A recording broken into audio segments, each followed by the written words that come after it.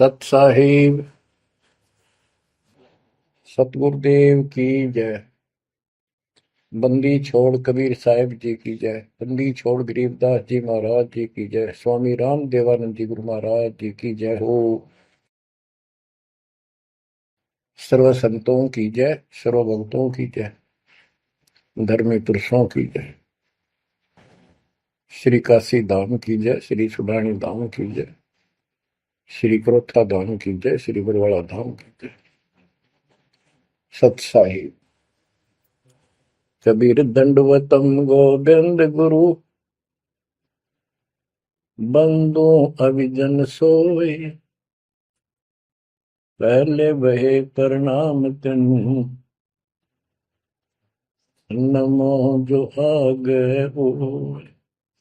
कबीर गुरु को की जय दंडवत, कोटि कोटि प्रणाम, कीर्तन जाने भृंग को, यो गुरु कर है आप समान। कबीर सतगुरु के उपदेश का, सुनिया एक विचार, जय सतगुरु मिलते नहीं, जाते नरक द्वार।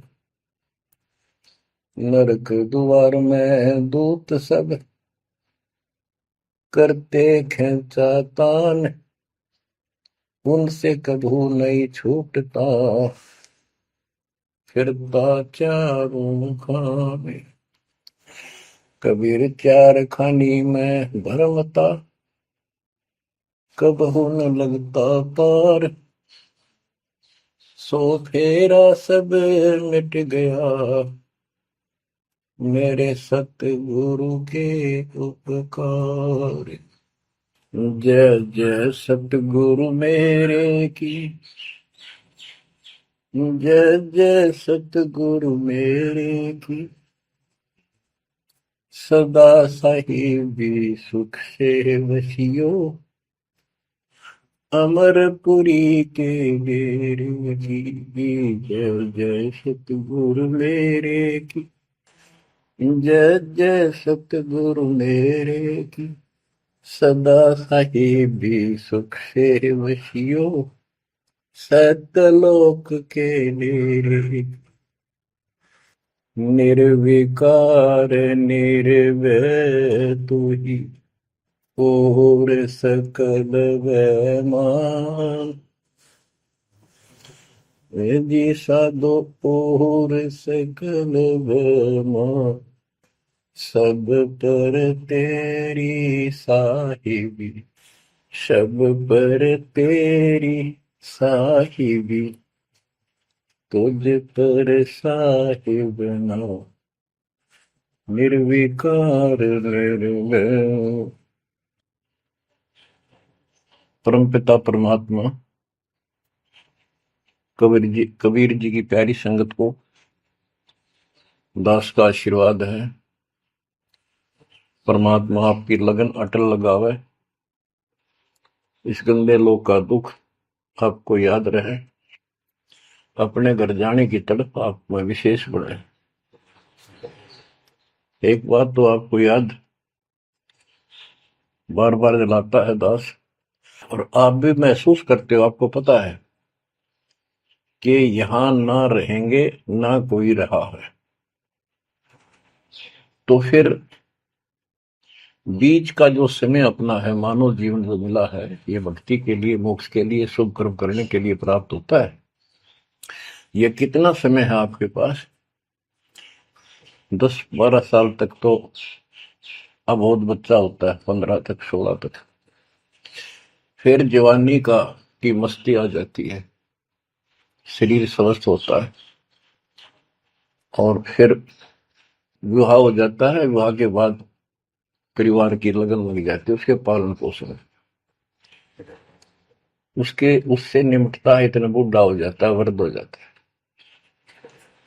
वृद्ध अवस्था में कभी गोड्डों में दर्द, घुटने दुख है, कभी सिर में दर्द, कभी दांत उखड़ गए, आंखों से दिख नहीं रहा, कभी बीपी आई, कभी शुगर की बीमारी। तो इतनी परेशानी आ जाती है इसके ऊपर, जीना हराम हो जाता है। तो इस इतने से काम को आप देख लो, ये प्रोसेस है इसका। यदि मोक्ष नहीं हुआ, पूरा सतगुरु नहीं मिला, तो फिर अगले जन्म में क्या होगा? फिर पीछे तू पशुआ की जय गद्दा बैल बनाई, ये 56 भोग कहाँ मन बोरे, कि तक कुरली चलने जाएगी। ओहो। अब बच्चों, हम जिस सुख को सुख मानते हैं, हम चाहते हैं धन हो, मंत्री बने, मुख्यमंत्री बने, बस हमारी महिमा हो, यश हो। ये कहने से, सुनने से, कल्पना से कुछ नहीं होता। ये पिछले पूर्व जन्म के तप धर्म कर्मों से प्राप्ति होती है। इस जन्म में यदि शुभ कर्म नहीं किए, अच्छे कर्म नहीं किए, फिर वहीं के वहीं रह जाएंगे। यानी कोई शुभ कर्म बनेगा नहीं, अगले जन्म में फिर कुत्ते की में पाएगा, आज चाहे कोई किसी देश का राष्ट्रपति है। तो क्या बुरी बनेगी अपने साथ? देखो, हम धन चाहते हैं, निर्धन के मन में एक तड़प है कि धनवान सुखी। धनवान सोचता है राजा सुखी। अब आपको एक छोटा सा उदाहरण देता हूं। अब्राहिम सुल्तान अदम राजा भी था, धनी भी था, खूब पैसा था, 18 लाख घोड़े, तुरा, अनगिन खजाना, और बकवाद करने में कसर नहीं छोड़ रखी थी। 16,000 विवाह करा रखे थे। तो भक्त आत्माओं, परमात्मा ने उस अपनी प्यारी आत्मा को उस नरक से निकाला जिसको वो सुख मान रहा था। ओए, ये विचार करो, ये है वो तत्व ज्ञान जो सार निकाल कर दे दे आपको। कोई तो कहता है मैं एमएलए बन जाऊं, आशीर्वाद दियो, हम उसको भगत ही नहीं मान रहे, उसको कहते तू जा राजनीति कर ले, फिर देख लिए जब तेरे ग्रांड हो लिया तब आ जाएगी। तो हमारा नियम हमारे भगवान का बताया है, जितने भी नियम आपको दिए। तो बच्चों, उस आपको खूब कथा सुना रखी है, सत्संग अनेकों सुना रखे हैं। अब्राहिम सुल्तान कौन था? ये सम्मन था जिसने अपना बेटा काट दिया था अपने गुरुदेव की इज्जत और आबरू के लिए, उनको भोजन कराने के लिए। परमात्मा कहते हैं नुक्ते ऊपर रिज जाएगा रे, गरीबदास जी कहते हैं नुक्ते ऊपर रिज जाएगा रे, कोटि कर्म जड़ जाए तुम्हारे। अब उसके मन में, क्योंकि ये सत्संग इसलिए सुनाए जाते हैं कि आपकी आत्मा यहां से कति हट जाए और केवल सतलोक में आस्था बढ़ जाए। उसकी सतलोक में आस्था बनी नहीं उस समय, और ये पश्चाताप करता रहा, हे भगवान मैं धनी होता, बेटा काटना नहीं पड़ता, हे भगवान मैं धनी होता। उस जन्म में भी मालिक ने उसको बहुत कुछ दे दिया था, लेकिन फिर भी उसकी वो इसी तड़प के कारण दे दिया, और वो ही उसका जान का झाड़ बन गया। वो पार नहीं हो पाया, और फिर अगले जन्म में एक नौशेरवा नाम का बादशाह बना। 70 गंज यानी 70 अरब संपत्ति थी। एक पैसा दान नहीं करे, परमात्मा ने वहां जाकर उसको झटका दिया, तो थोड़ा बहुत दान करवाया। वही आत्मा अगले जन्म में अब्राहिम सुल्तान अदम बना। अब जैसे कर्म कर रखा है वो फल तो भगवान देगा, लेकिन इसने के चाटे सुख न इस धन न इस राजपाट में, अगले जन्म में कुत्ता बनेगा। परमात्मा को पता होता है, हम अनजान बालक होते हैं। इसलिए परमात्मा उस नरक से निकालने के लिए अब्राहिम सुल्तान अदम के साथ, उनके साथ कितना कष्ट उठाया जाता है। एक जीव को निकालने के लिए कितने प्रयत्न किया जाता है। और आप इसी तरह बच्चों, इसी प्रकार परमात्मा देखो आपके लिए कितनी व्यवस्था कर रहा है, कहां से अपनी महिमा सुनवा रहा है। कहाँ से आपको जगा रहा है, आपको प्रेरित कर रहा है, बच्चों ये लोग अच्छा नहीं, इसमें तुम आंख मीच कर मत बैठो। अब्राहिम सुल्तान अदम मस्ती में था, वो सात वो बड़े ठाठ बाट थे, धनी राजा था। एक 9 लखा बाग बनवा रखा था, उसमें सोया करता दिन में, कोई दिक्कत नहीं थी उसको, वो सुख मान रहा था। कबीर साहब कहते हैं, झूठे सुख को सुख है ये मान रहा मनमोद, ये सकल चबीना काल का, कुछ मुख में कुछ बोध। तो उस नरक से निकालना चाहा परमात्मा ने उसको, उनको पता था ये प्यारी आत्मा, ये 4 दिन का की बकवाद है, 10 दिन की, 5, 10, 20 साल की, उसके बाद असल जन्म कष्ट पाओगी।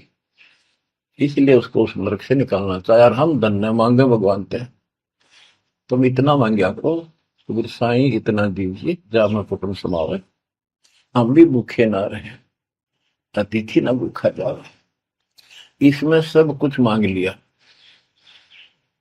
जा मैं कुटुंब समावे, रिक्वायरमेंट ऑफ द फैमिली, परिवार की सब आवश्यकता है। वर्तमान में आपने गाड़ी भी चाहिए, छोटा मोटा मकान भी सुथरा चाहिए, और वही रोटी, 2 रोटी अच्छी चाहिए, ये सब कुछ देगा आपको, क्योंकि ये धनी है, सेठ है, सारी सृष्टि का मालिक है।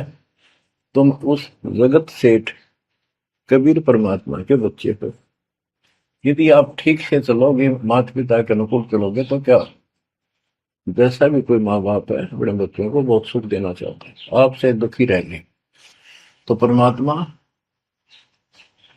उस प्यारी आत्मा को निकालने के लिए सतलोक से चलकर आए।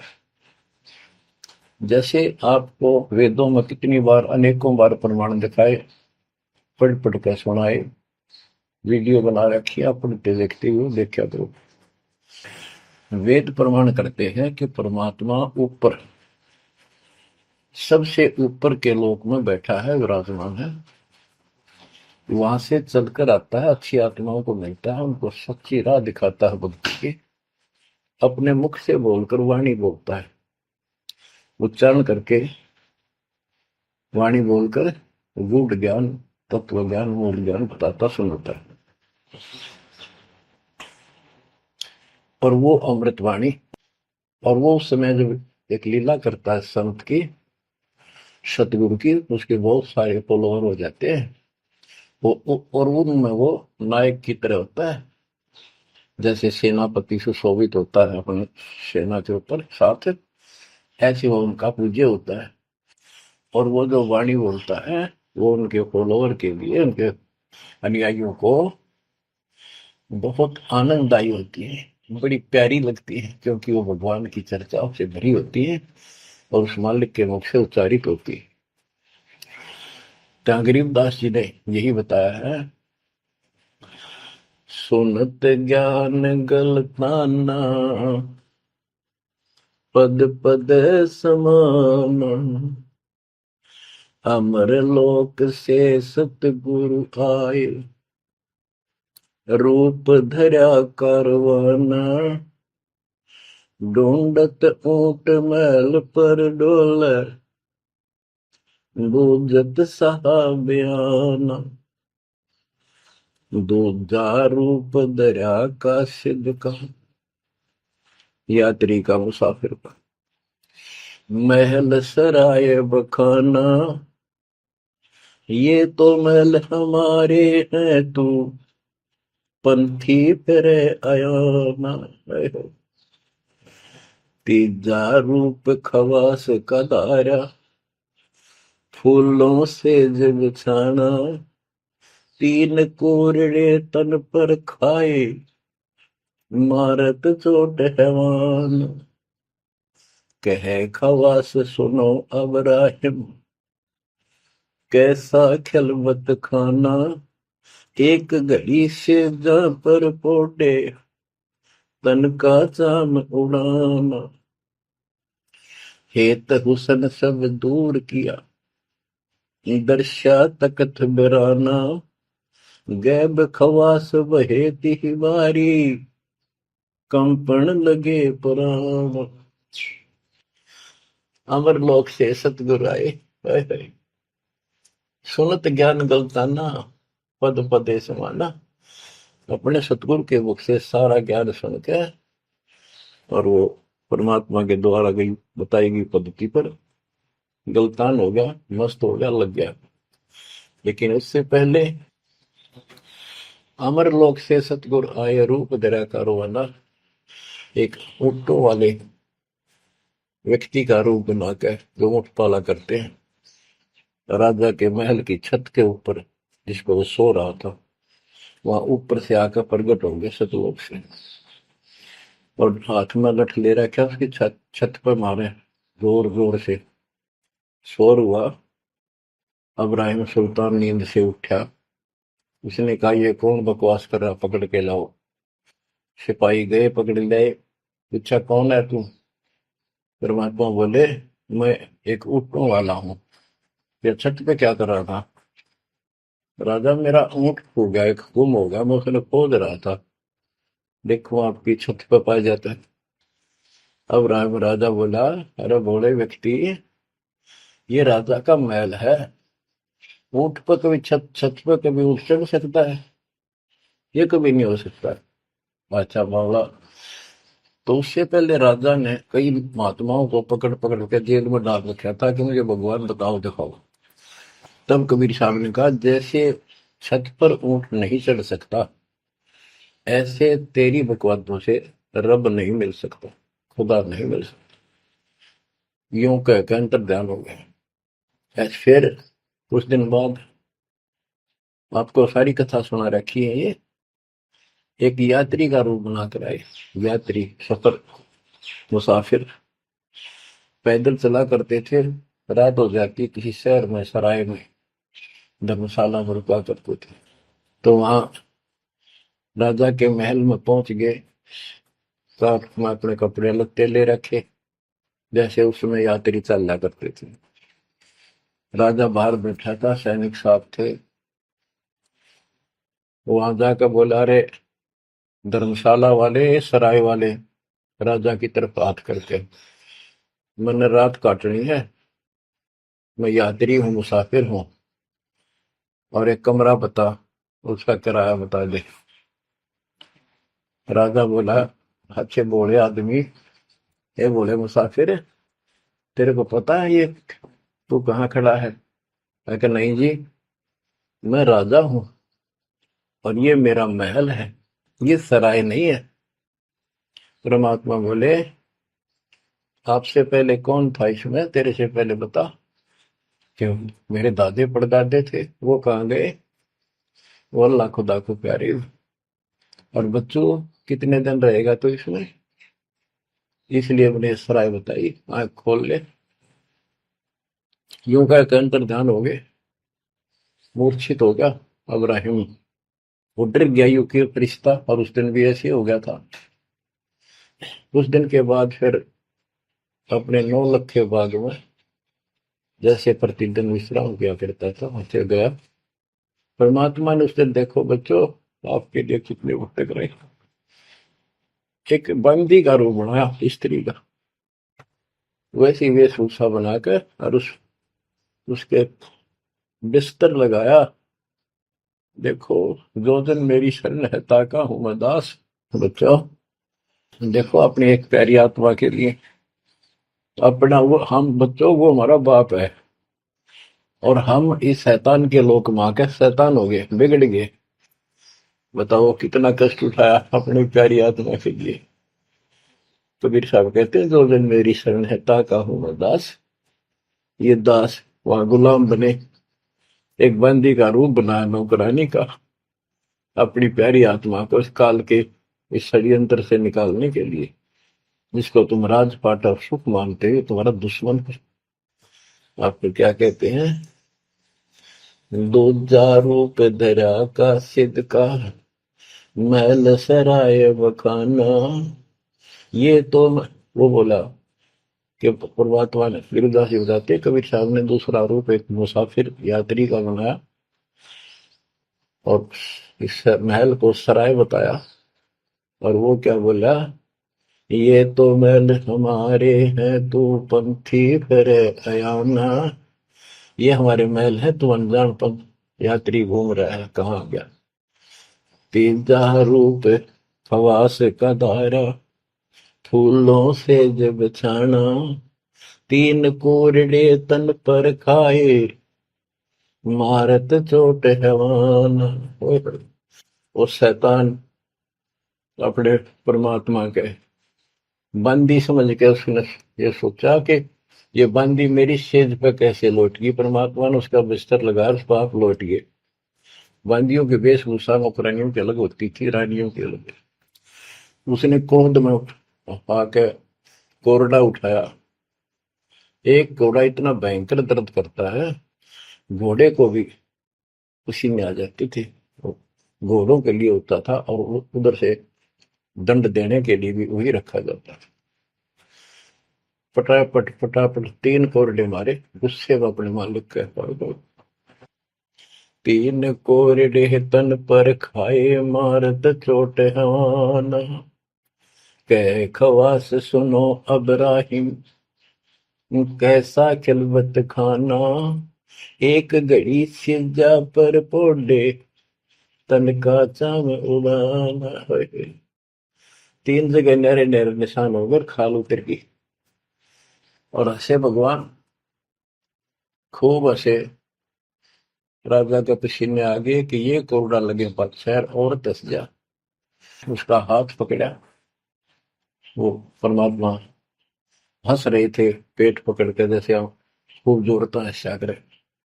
उससे बात पूछने के लिए हाथ पकड़ा। तीनों बता, हंस कैसे रही है।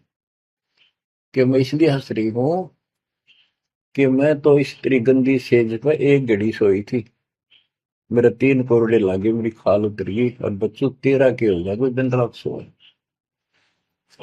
और जो सोवत जो सो रहा उनका के हाल बुझाता। इतना कहते अंतर ध्यान हो गया। अब बच्चों, आपको पता है पूरी कथा। फिर जंगल में घूमने गया, शिकार करने गया, वहां तीन कुत्ते लिए, बहुत से खड़े करके उस नरक से निकाला अपनी प्यारी आत्मा को। ओए ओए ओए। फिर कहते हैं उसने जब ज्ञान समझ में आ गया कि तो कति नरक दिखने लग गया वो राजपाट।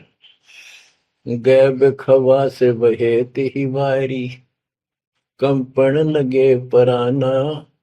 उतरी चिरी ले फकीरी, पैरा तो सा खाना। मुलमुल खासा दूर बगाया, ताखी पैर अमान। कहते हो सुंदर कपड़े, राजशाही कपड़े उतार के, और अपना सामान्य एक कंबल लपेट लिया। 16 सहेली छोड़ी, 18 लाख तुराना।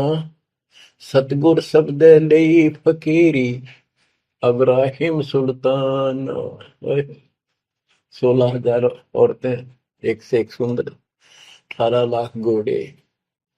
और सतगुरु के शब्द से, उनके विचार सुनकर राज त्याग कर फकीरी संन्यास लिया, इस घर से निकल गया।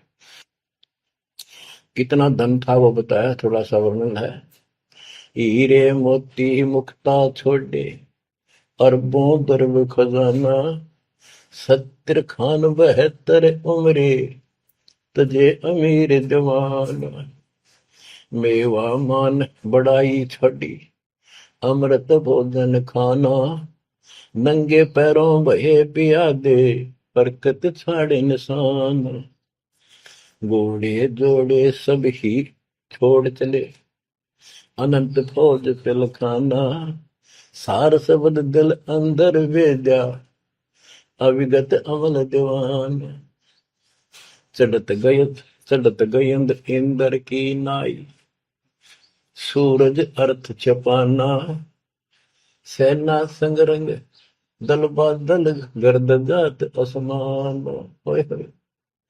कहते इतने ठाठ थे इसके, जब हाथी के ऊपर चढ़ के आगे पाछे सेना चला करती थी, दूसरे अपने राज्य जाता था शहर में, इंद्र की तरह ठाठ बांटते न।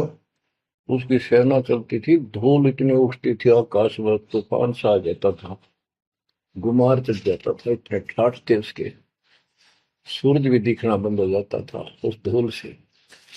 ये राजाओं की महिमा मानी जाती थी।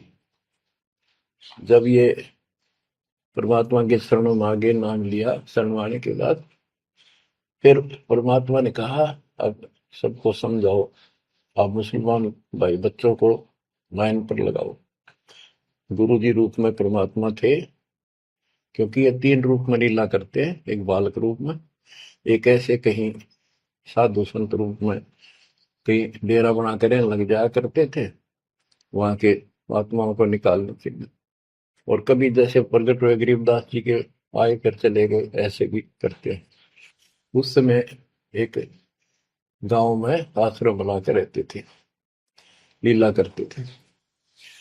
तो एक बार बताते हैं, इब्राहिम सुल्तान मक्का में चला गया, उनका हज का समय था, और मक्का की तरफ पैर करके सो गया। मुसलमान भाई कहने लगे, तो अनादर ना करवाई कि पैरों इधर कर ले। तो बोला, भाई करते हो मेरे पैर जिधर भगवान ना हो, खुदा नहीं है। तो चारों तरफ घुमा दिया, चारों तरफ मक्का गेल घुमा, ऊपर ने कर दिया पैर, ऊपर ने मक्का, नीचे नहीं रहा। दसों दिशा को मक्का फेरा, चरणों बांधे कुराना, दास गरीब कबीर पुरस को, अमर किए सुल्तान। हम क्या बताते हैं कि दसों दिशा को मक्का फेरा, चरणों बांध कुराना, वो समझाया करते थे। इस कुरान के अंदर कंप्लीट ज्ञान नहीं है, पुस्तक अच्छी है, पाक पुस्तक है, लेकिन इसमें संपूर्ण ज्ञान नहीं है। और जो गुरु बनाओ, सतगुरु से नाम लो, उसके पास संपूर्ण ज्ञान होता है, कुरान का भी, पुराण का भी, वेद का भी। लोग अपने जो रूढ़िवादी हो चुके होते हैं, वो कम ही सुनते हैं, क्योंकि उसमें शास्त्रों का ज्ञान किसी को नहीं था। फिर भी प्रयत्न जारी रखा, कुछ लोग समझ में भी आए जिनको चाह थी भगवान। तो बच्चों, इस प्रकार मालिक आज आपके लिए कसर नहीं छोड़ रहा। किस परम पिता ने देखा आपको कैसे निकालने लगा इस गंध से, इन्हें कहे तुम ये सत्संग ना सुनने को बोला तो जम जाता है। नौका नो प्राणी बेसिक ऊपर ऊपर का मंत्र भी करता रहता है, तो अच्छी बात है, मंत्र करते हो, सेवा करते हो, दान करते हो, तो आपका धन जुड़ गया, तो आपके साथ रहेगा। अब बच्चों, जो आप सेवा, सुमन, दान, भक्ति कर रहे हो, ये आपके जुड़न लग रहा है, आपका बैंक बैलेंस जमा हो रहा है, खूब होगा।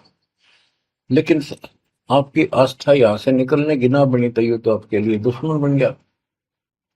आपका जन्म होगा, फिर ठाठ हो जाएंगे, इंद्र बनोगे, कभी ब्रह्मा विष्णु महेश की पदवी पाओगे, बताओ, देवता बनोगे, फिर पृथ्वी पर राजा बनोगे, और फिर ऐसे घसियारे होगे जो आज हो रहे हो। जब जाकर कल ठिकाना होगी, इतना बुद्धि भ्रष्ट रहेगी। तो इन बातों को आपने ठीक से समझना होगा। फिर क्या बताते हैं, सुल्तान आदम ने आगे जाके बताया, समझाने लगा, जो मान नहीं रहे थे उनको, छोटे मोटे घर में सुखता हुए सब कुछ दिखाई दे रहे थे, तब एक व्यक्ति को समझाया, घर में कुछ नहीं था, दो पति पत्नी थे, एक गाय बांध रखी थी,